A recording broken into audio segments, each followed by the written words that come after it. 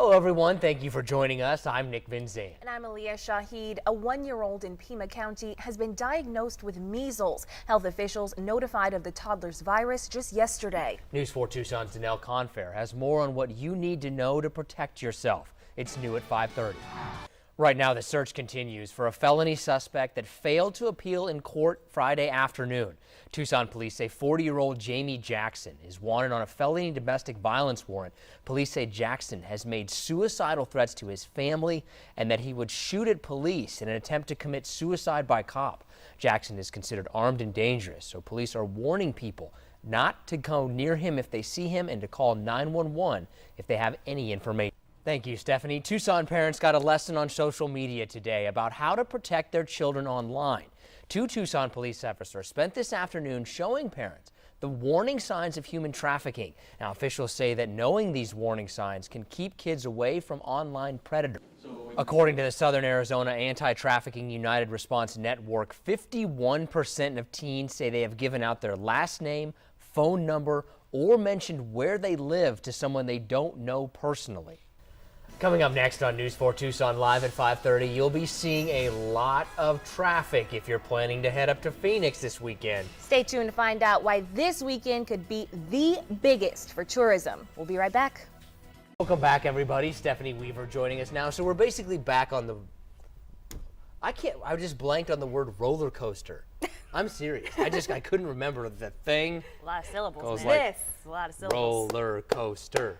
I still have to do that. I used to go roller coaster. So you did that? I sure did. I only heard the clap. No, I used to do the chin. What did you do? Roller coaster. You did it too? See? Apparently Kansas schools are just better, I guess. Wow. Hello everyone, thank you for joining us. I'm Nick Vinzane. And I'm Aliyah Shahid. A group of motorcycle riders came together this morning to raise money for Arizona state schools for the deaf and blind. And as News 4 Tucson's Danelle Confair tells us, some of the children also got the ride of their life. It's new at 5:30. Developing tonight, the Wildlife World Zoo Aquarium and Safari say that the jaguar that injured a woman on Saturday will not be euthanized. Officials say she was attacked by the animal after she went over a barrier and tried to get a selfie. Zoo officials say the woman suffered non-life-threatening injuries right after the incident happened. Concern poured in on social media over what would happen to that jaguar. Now, zoo officials say that because the jaguar never left her enclosure, she will not be put down. Thank you, Stephanie. There's now a new push to try and legalize marijuana in Arizona, and a new poll suggests that people who are for it have the momentum.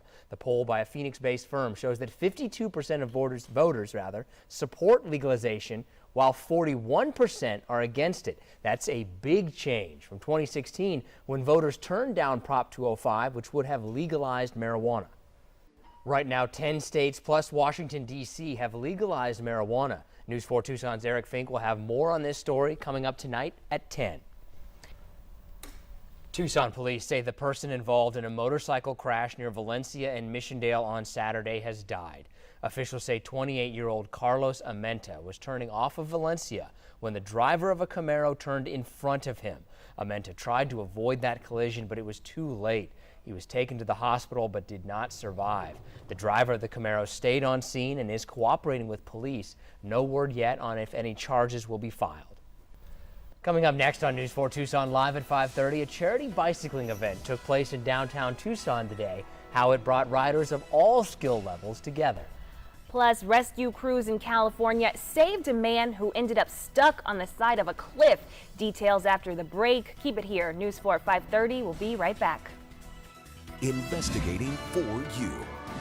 This is News 4 Tucson.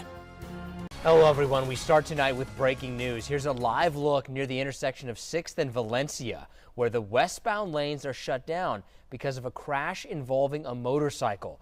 Now, there is no word yet on any injuries or what caused the crash, but people are being asked to avoid the area as emergency crews, which you can see there, continue to respond and work that area. Now, police have not said how long this closure will take.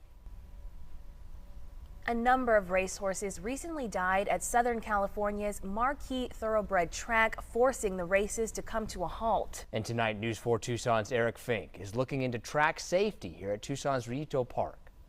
Tonight, Tucson police say they need your help finding a missing man. Officials say this man, Harley Hardesty, went missing Saturday afternoon from a care home near the intersection of South Camino Seco and Escalante. Hardesty suffers from dementia. He is 6'1" and around 200 pounds and was last seen wearing a tan jacket, blue shirt, and blue jeans. Anyone who sees him is asked to call 911.